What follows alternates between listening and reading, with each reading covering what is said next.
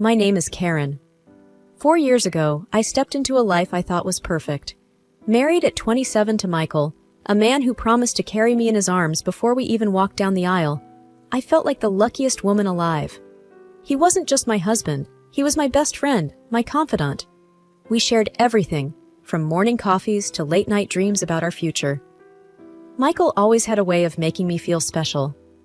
I remember our first anniversary. He recreated our first date, down to the same table at the quaint Italian restaurant where we first realized we were meant for each other. It wasn't just about the grand gestures, it was the little things. The way he'd brush the hair from my face, the soft kisses he'd plant on my forehead when he thought I was asleep. Our life together was bliss, filled with laughter and love. We lived in a beautiful house, spacious and filled with light. It was our haven, a place where we planned to raise a family. My job as a fitness trainer at a popular gym brought me joy and fulfillment, and Michael was thriving in his career. We were doing well financially, and we often talked about starting a family, about having kids running around the house, filling it with even more laughter and joy. Evelyn, Michael's mother, was a strong presence in our lives. From the first time I met her, she showered me with compliments. "You're absolutely stunning, Karen. Just like a Hollywood actress from the 50s, she'd said, her eyes sparkling with genuine fondness. She often spoke about how beautiful our children would be, combining my looks with Michael's charm. Her approval meant the world to me. But then, one ordinary evening, everything changed. I was driving home from the gym, my mind buzzing with plans for the weekend. Michael and I had planned a small getaway, just the two of us, a chance to reconnect and talk more about our future, about finally starting that family we'd always wanted. As I approached the intersection, a song we both loved started playing on the radio. I smiled, turning up the volume, lost in the moment. That's when it happened. Out of nowhere, a car ran the red light and slammed into my side. The impact was deafening, a cacophony of crunching metal and shattering glass. My head whipped to the side, and pain erupted across my face and body. The world spun wildly, a blur of lights and sounds, and then, as quickly as it had all started, everything plunged into silence and darkness. Waking up in the hospital was like emerging into a world I no longer recognized. My body was a patchwork of aches and bandages. The first few days were a blur of doctors, painkillers, and Michael's face, etched with worry. Michael sat beside me, holding my hand. His voice was gentle, but his eyes couldn't hide his concern. "Hey, how are you feeling?" he asked. I tried to smile, but it hurt. "Like I've been hit by a truck," I joked weakly. He offered a strained smile, but said nothing. The nurses were kind, always checking in, offering comforting words.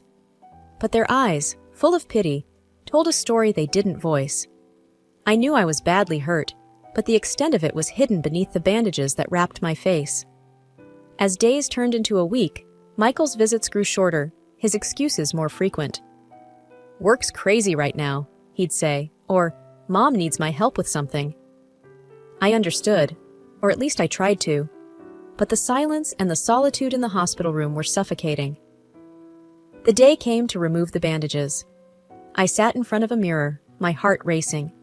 The nurse, a kind woman named Lisa, offered me an encouraging smile. "Ready?" she asked. I nodded, not trusting my voice. Slowly, she unwrapped the bandages, revealing my reflection bit by bit. The face staring back at me was a stranger's, scarred, distorted, a stark contrast to the woman I used to be. I couldn't hold back the tears. Lisa put a comforting hand on my shoulder. "It's still early days. Healing takes time," she said softly. I barely heard her. My thoughts were consumed by fear. What would Michael think? What would everyone think? I was no longer the woman he married. Michael's next visit was the hardest. He walked in, his usual confident stride faltering as he saw my face. "Hey," he said, his voice barely above a whisper.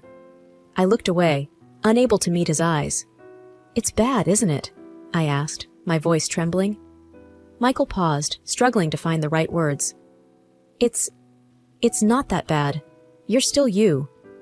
But the way he said it, the way he couldn't quite look at me, spoke volumes. I lay there, feeling a chasm growing between us. The man who had promised to carry me through life seemed lost, unsure of how to bridge the gap that my scars had created.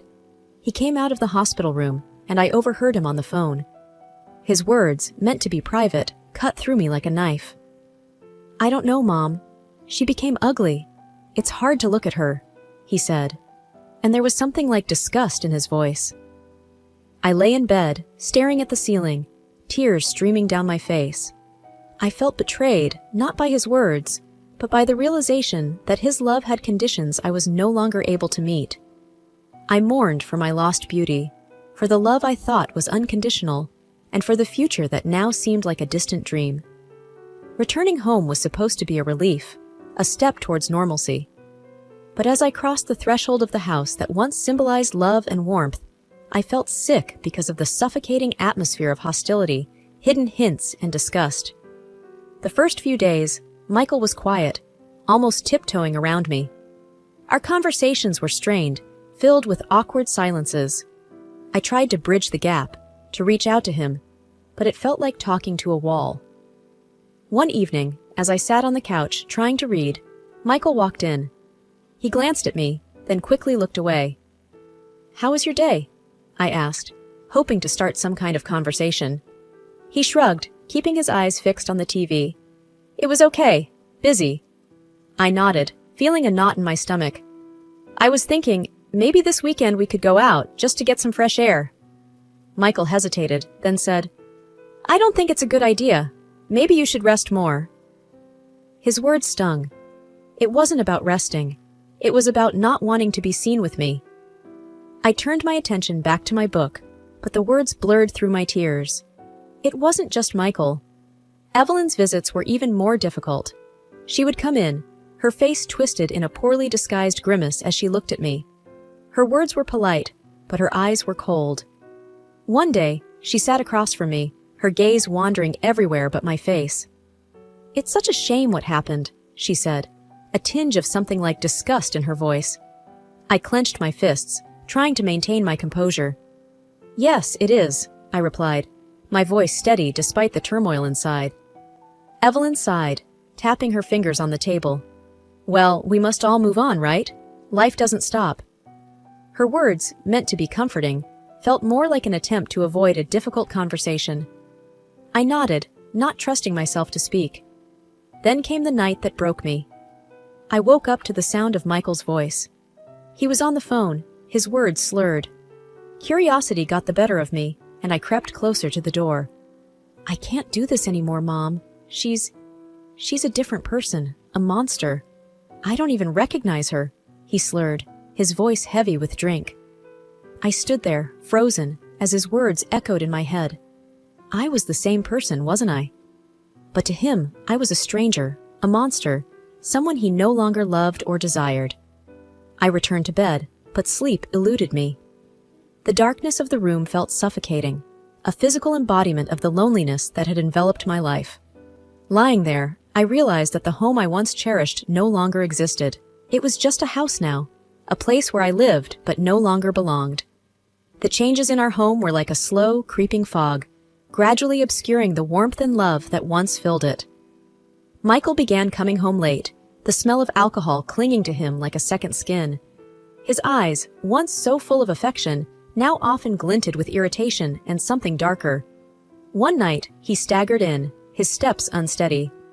I sat up, concerned. "Michael, you're home late. Is everything okay?" He sneered, his words slurred. "Oh, now you care? You spend all day hiding in this house, and now you pretend to care about me?" I flinched, stung by his words. "Michael, you're drunk. Let's talk about this in the morning." He laughed bitterly, a sound that sent shivers down my spine. "What's there to talk about? Look at you. Look at us." I retreated to our room, tears stinging my eyes. The next day, I called Evelyn, hoping for some understanding, some support. "He's drinking a lot, coming home late, and he's mean," I told her, my voice breaking. Evelyn's response was curt, dismissive. "It's normal, dear. Men do these things. He's just stressed, that's all." Her words were like a cold splash of water. I realized then that I was alone in this, that my pain and my struggles were mine to bear. The worst night came without warning. I woke up to bright flashes of light. Blinking away sleep, I saw Michael standing over me with his phone, taking pictures. His face was twisted in a drunken smirk. "What are you doing?" I asked, confusion and fear mingling in my voice. He laughed, a cruel, harsh sound. "I'm sending your photos to Hollywood. Maybe you can star in horror films now, no makeup needed." His words cut through me like a knife. I lay there, frozen, as he continued to snap pictures. Each click of the camera shutter a punctuation mark to my humiliation. After he left, I turned my face into the pillow, my body racked with sobs. The tears came in torrents, for the man I had lost, for the love that had turned to cruelty, and for the life that seemed to be slipping through my fingers. Humiliated by Michael's cruel remarks and feeling increasingly alienated, I started wearing a mask at home. It was a plain, white mask, hiding the scars that had become the focus of my existence. It was a small shield against the pain, a barrier between me and the world that had turned so cold. As I adjusted the mask one morning, looking at the blank face staring back at me in the mirror, my phone rang, cutting through the silence of the room. An unknown number flashed on the screen, and with a hesitant hand, I answered. "Hello, is this Mrs. Johnson?" The voice was unfamiliar, cautious yet sincere. "Yes, it's me. Who's this?" I replied, curiosity piqued. "My name is John. I was the father of the young man in your accident," he said, his voice laced with regret. A mix of emotions washed over me. "Oh, I see," I managed to say, my voice barely above a whisper. John paused before continuing. "I can't express how sorry I am for what happened. My son was troubled, and what he did, it was unforgivable. I want to do something to help, to make amends." His words, unexpected and heavy with sorrow, left me momentarily speechless. "How can you help?" I asked, skepticism mingling with a faint spark of hope. "I'd like to meet and discuss it in person. Would that be okay?" John's request was earnest, almost pleading. After a moment of hesitation, I agreed to meet him. Sitting across from John in a cafe, his eyes filled with remorse, I listened as he spoke. "Karen, I want to offer financial support for any surgeries or treatments that might help you," he said, his voice steady but filled with emotion. The offer was both overwhelming and tempting. I need to think about it," I replied, my mind racing with possibilities. I kept the meeting and the offer a secret from Michael and Evelyn. Their reactions, I feared, would only add to my confusion and pain. After days of internal debate, I decided to accept John's offer. I arranged consultations with plastic surgeons, discussing what could be done to help heal my scars. To Michael, I mentioned only that I was going for routine medical treatments. He didn't ask for details, and I didn't volunteer any, his indifference a stark contrast to the storm of emotions raging inside me. On the day of the surgery, as I lay on the operating table, the mask was removed, and for a moment I faced my scars unflinchingly. Closing my eyes, I allowed myself to dream, to hope for a future where the woman in the mirror would be someone I recognized, someone whole. Weeks turned into months since the surgery, and with each passing day, my face healed, slowly returning to what it once was. But I kept this transformation hidden under my mask, a secret held close to my chest. Michael, lost in his own world, didn't seem to notice or care. The day I returned home from my final follow-up appointment, the mask firmly in place, I braced myself. Michael and Evelyn were there, their expressions clouded with disdain as I walked in. The air was thick with unspoken contempt, a familiar yet unwelcome presence in what used to be our home. Michael's eyes met mine briefly before he looked away, his lips curling into a sneer.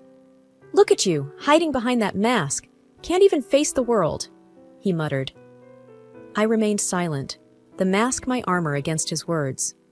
Without warning, he thrust a stack of papers towards me. They fluttered to the ground, divorce papers, a stark symbol of our failed marriage. "I'm done with this farce," he spat out. "Sign these and let's end it." I felt a cold calm settle over me. Picking up the papers, I signed them without a word, my pen steady, my resolve firmer than ever. Evelyn, standing nearby, scoffed. "Good riddance. We don't need an ugly reminder of your failure in our lives." Her words, meant to wound, barely grazed me. I had grown beyond their reach. With a small smile playing on my lips, I reached up and removed my mask, revealing my face, almost as it was before the accident. The shock on Michael's and Evelyn's faces was a picture I'd remember forever. Michael's eyes widened, his mouth opening and closing like a fish out of water. Evelyn's hand flew to her mouth, her earlier poise crumbling. But how? Michael stammered, taking a step towards me. I looked at him, my smile growing. You were too busy wallowing in your own misery to notice me, to see the person you vowed to love in sickness and in health. Michael's face crumbled, his earlier bravado fading. Please, let's start over. We can forget all this happened. I laughed, not out of joy, but because of the absurdity of his words. Forget? No, Michael. I won't forget how you treated me, how you made me feel. I'm leaving, but not because you or your mother want me to. I'm leaving for me. I gathered my bag, my signed divorce papers in hand, and walked past them, out of the house that was no longer a home. Their shocked faces were the last image I took with me, a reminder of how far I had come and the new life that awaited me. Starting over wasn't easy, but it was necessary. I moved into a small apartment, a space that was mine alone. It was here, among unpacked boxes and bare walls, that I began to rebuild my life. Returning to work at the fitness center was a big step. The familiar smell of the gym, the sound of weights clinking. It was comforting. My colleagues welcomed me back with open arms, their smiles genuine and warm. Hey Karen, you're back. We missed you around here, said Lisa, one of the trainers. I smiled, feeling a sense of belonging. It's good to be back. I've missed this place. As I resumed training sessions, I felt a renewed sense of purpose. With each class I taught, I grew stronger, not just physically, but emotionally too. I was finding myself again, rediscovering the woman who loved her job, who took pride in her strength. One day, after a particularly grueling session, I sat down on a bench, catching my breath. That's when John walked in. I hadn't seen him since our meeting at the cafe months ago. Hello, he said, a tentative smile on his face.